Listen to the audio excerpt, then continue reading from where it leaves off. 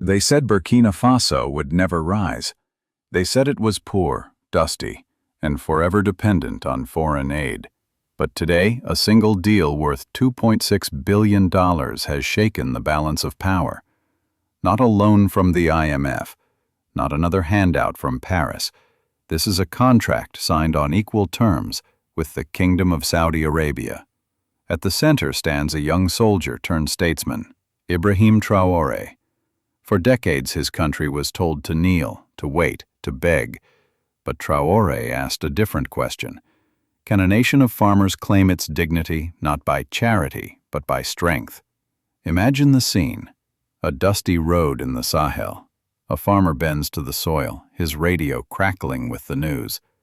$2.6 billion, the announcer says. The farmer freezes. Is this number a dream or a promise at last fulfilled? Will this deal bring shoes for his children, medicine when they are sick, or will it vanish into the pockets of the powerful like so many before? This is not only about soybeans. It is about sovereignty. It is about whether Africa will forever be told what it can and cannot do, or whether it will finally stand on its own feet. The question is urgent, and the world is watching. If you believe that a nation deserves dignity as much as bread, stay with us. What happens in Burkina Faso may be the beginning of a new chapter in Africa news, one written not with pity, but with power. The announcement of the $2.6 billion deal was not made with drums or fireworks. It came quietly, almost modestly. Yet its weight was historic. For a nation of just over 20 million people, landlocked and long dismissed as powerless, this figure was more than money. It was a statement. Unlike the loans of the past, this agreement was not a single check or a short-term donation. It was a 10-year plan, divided carefully into pillars meant to touch every corner of Burkina Faso's life. The breakdown was precise. 30% was set aside for infrastructure. That meant silos to protect harvests that once rotted under the burning sun. Roads stretching from Ouagadougou to the borders, cutting down delays that strangled trade. Even rails, long a dream whispered by elders, promised to link the landlocked heart of Africa to Ghana's ports.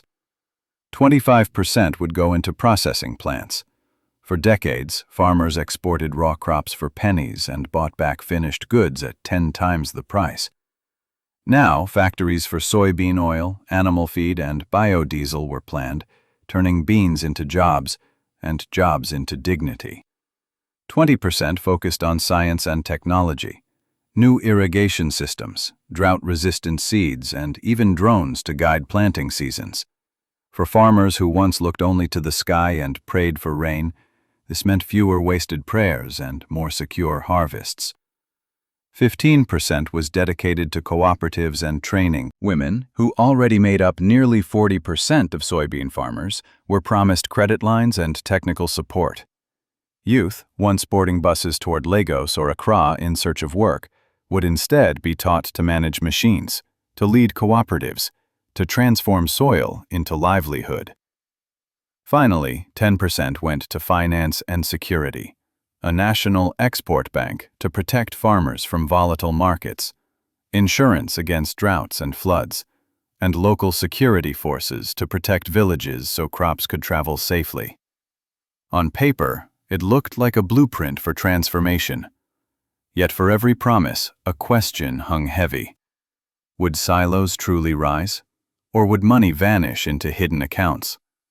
Would factories really employ locals, or would outsiders take the contracts? Would women farmers gain their promised credit, or would bureaucracy crush their hopes? Across the country, reactions were mixed. In Bobo Dioulasso, a farmer named Musa listened to the announcement on his crackling radio. He put down his hoe, looked at his 2 children, and whispered, "Maybe their future just changed." For him, $2.6 billion meant shoes for school, medicine when they fell ill, and dignity he had never known. But in Ouagadougou, a taxi driver gripped his steering wheel tighter. "We have heard promises before," he muttered. To him, numbers meant nothing. unless fuel prices dropped or school fees became manageable. Meanwhile, in a small women's cooperative in Ouagadougou, 30 farmers sat under a tin roof, listening. Their leader, Mariam, spoke firmly. "They are not only buying our beans, they are building our presses, our roads, our schools." Her words sparked ululations, those piercing cries of joy, echoing across the Sahel. The soil had already proven its strength. In 2019, Burkina Faso produced only 51,000 tons of soybeans. By 2023, the number had nearly tripled to 129,000 tons. A leap of 150% in just 5 years. The potential was there. The deal promised to multiply it. For Saudi Arabia, the logic was equally clear. In a desert kingdom where water is scarce, importing animal feed and soybean oil was essential. For its energy transition, biodiesel offered a cleaner fuel. The partnership was not a handout, it was an exchange. Soil for security, harvest for stability. But behind the numbers and speeches, the question remained, would this be remembered as the covenant that lifted a nation, or as another chapter in Africa's long book of broken promises? And so the ink dried, the signatures sealed, but the real test was only beginning. When the news of the deal spread, it did not stay locked in government halls. It traveled quickly through markets, villages, bus stations, and classrooms. Radios crackled with the figure, $2.6 billion. To some, it sounded like deliverance. To others, it sounded like another lie. In the streets of Ouagadougou, university students gathered on the steps of lecture halls. Some hailed Ibrahim Traoré as a visionary. "If they call him reckless, let him be reckless for freedom," shouted one young man, his voice rising above the crowd. Others warned that contracts had failed them before, and that hope without vigilance was a dangerous illusion. In the villages, emotions were equally divided. Farmers dreamed of silos and irrigation systems. Women imagined credit lines and leadership roles in cooperatives. But old wounds whispered doubt.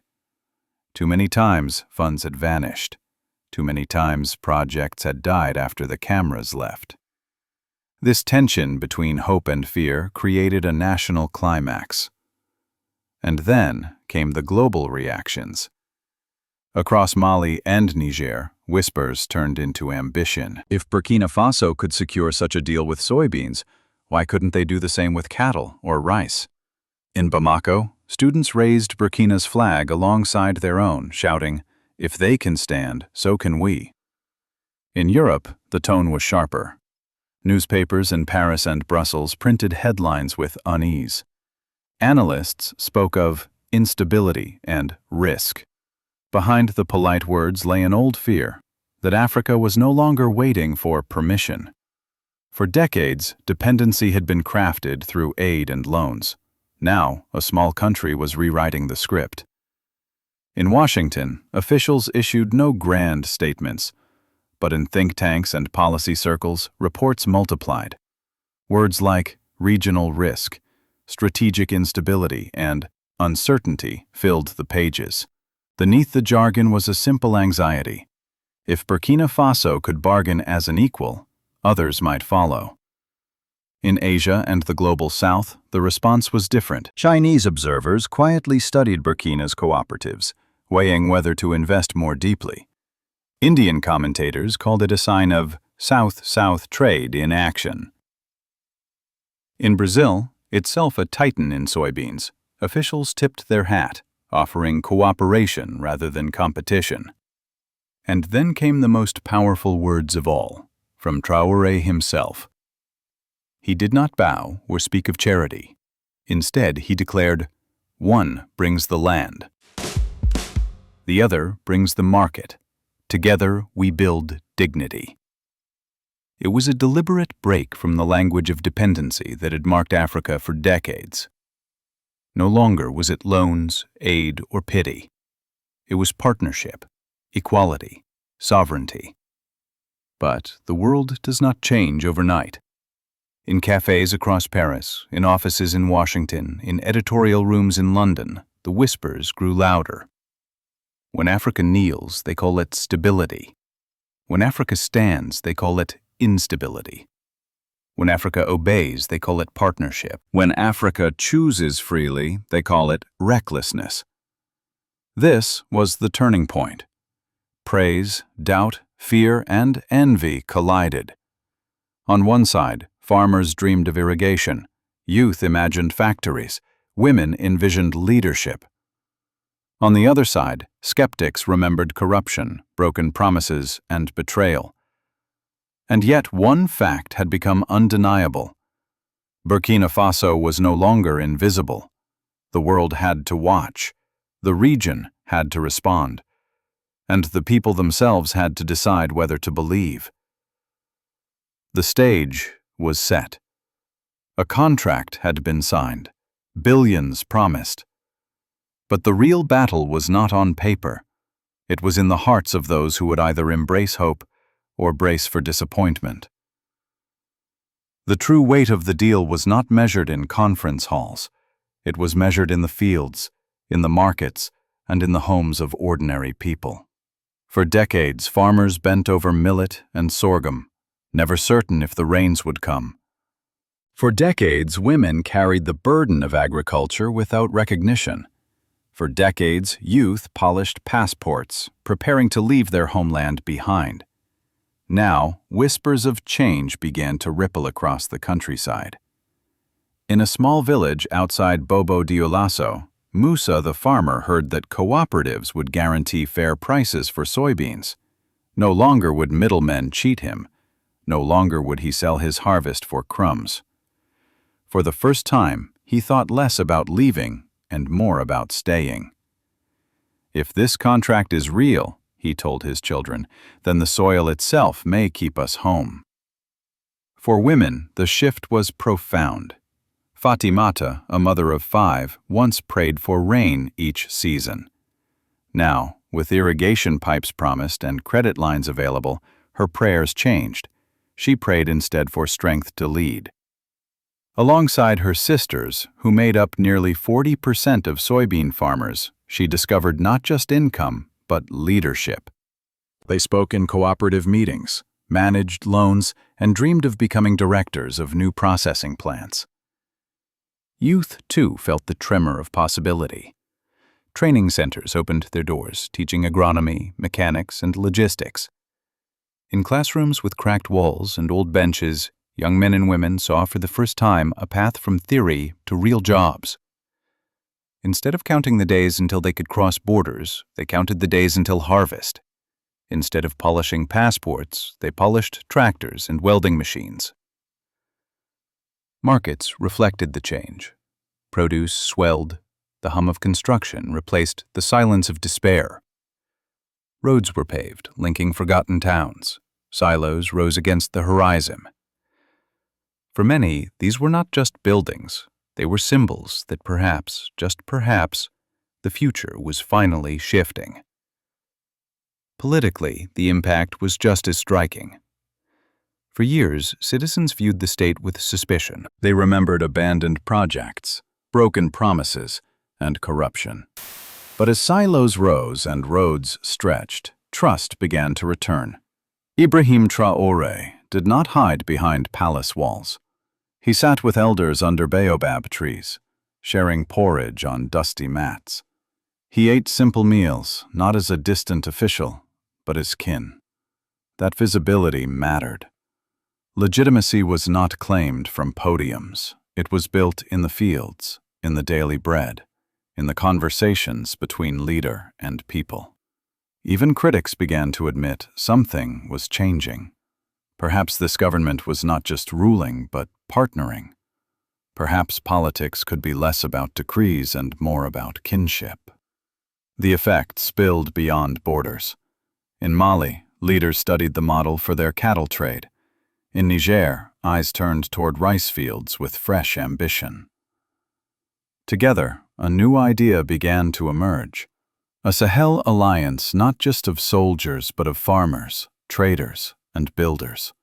But history casts long shadows. Too many times, projects began with fanfare and ended with silence. Too many times billions vanished into hidden accounts. Across Burkina Faso, committees formed to monitor progress. Citizens demanded transparency. Villagers reminded one another of a bitter lesson. Hope without vigilance is betrayal waiting to happen. And so the nation stood at a crossroads. On one side, empowerment, opportunity, dignity. On the other, exhaustion, corruption, disappointment. The people of Burkina Faso were no longer mere recipients of aid. They were guardians of a fragile promise, a promise that could anchor sovereignty or unravel it once more. The question was not only whether billions would build silos or factories. The question was whether the spirit of a nation could rise high enough to protect its own dream. While villagers debated in dusty courtyards far away in Washington, Paris, and Brussels, the deal sent quiet shockwaves. Officially, leaders spoke little, but in think tanks and policy papers, the warnings multiplied. Reports carried the same coded language: risk, instability, uncertainty. Beneath the words lay a simple fear. If Burkina Faso could bargain as an equal, then others in Africa might dare to follow. For the United States, the question was security. Washington had long shaped Africa's economy through the IMF and the World Bank. A small country breaking free from that system threatened more than markets. It threatened influence. To policymakers, a $2.6 billion agreement signed without Western oversight was not just economics. It was a signal of defiance. In France, the anxiety cut deeper. Once the colonial master, Paris had long relied on its hold over West Africa, using the CFA franc and military bases to maintain control. Now, headlines in French newspapers muttered about recklessness and dictatorship. Yet the louder the criticism grew, the clearer the anxiety became. Europe had long called Africa dependent. Now dependency was breaking. Across the global south, the reaction was different. In China, officials quietly studied Burkina's cooperatives, weighing how far they could expand their own agribusiness there. In India, commentators asked aloud, if Burkina Faso can do this with soybeans, what stops others from doing it with rice, tea, or sugar? In Brazil, a titan in soybeans, the government tipped its hat. Instead of rivalry, they offered cooperation, proof that the South could trade with the South without Western permission. Even in the African diaspora, the echoes ran deep. African American elders, remembering the marches of the civil rights era, spoke with pride. They recalled signs that once read, "I am a man." To them, this was not only about soybeans, it was about dignity. A younger generation of Africans was refusing to kneel. And so the world's responses revealed a striking contradiction. When Africa kneels, it is called stability. When Africa stands, it is called instability. When Africa obeys, it is framed as partnership. When Africa chooses freely, it is branded reckless. This was the global climax. The moment when the smallest of nations forced the world to look again. Burkina Faso, once dismissed as invisible, had stepped into the light. The question now was not whether the world noticed. The question was whether the world could accept it. The covenant of $2.6 billion was signed with the stroke of a pen. But paper does not feed a child. Ink does not build a silo. The real test lies in the years ahead, whether promises can survive corruption, whether factories rise from the ground, whether the soil of Burkina Faso delivers more than dust. History offers harsh warnings. Africa has known too many projects that began with celebration and ended in silence. Too many contracts that filled foreign accounts while villages remained in poverty. Hope, without vigilance, has always been betrayal waiting to happen. And so today, the people of Burkina Faso stand not only as dreamers, but as guardians of a fragile promise. If the plan holds, by the second year silos will rise and irrigation will expand. By the fifth year, factories will hum with the sound of oil presses and biodiesel refineries. By the eighth, trains may carry soybeans to the coast, no longer raw but transformed into goods of value. Youth will find steady work. Women will lead cooperatives. Farmers will speak not of survival but of surplus. In that future, Burkina Faso will no longer beg for bread. It will break bread with the world. But there is another path. Projects can stall, funds can vanish. Factories may remain on paper while families return to hunger. Contracts could be captured by outsiders, leaving locals as laborers in their own land. In that world, frustration grows, migration resumes, and faith collapses. This scenario is not fiction. It is the graveyard of African dreams, already filled with broken promises. So the question remains, is this only trade, or is it testimony? Is it only soybeans, or is it sovereignty? Is it only one man's signature, or is it the covenant of a continent rising? If your heart stirs with these questions, do not remain silent. Share your voice, your memory, your hope. Because silence, too, is a choice. For too long, Africa's story was written by others. But perhaps, with this covenant, the people themselves will hold the pen. And as the winds lift across the Sahel, one truth echoes louder than any number. A nation's dignity is worth more than gold.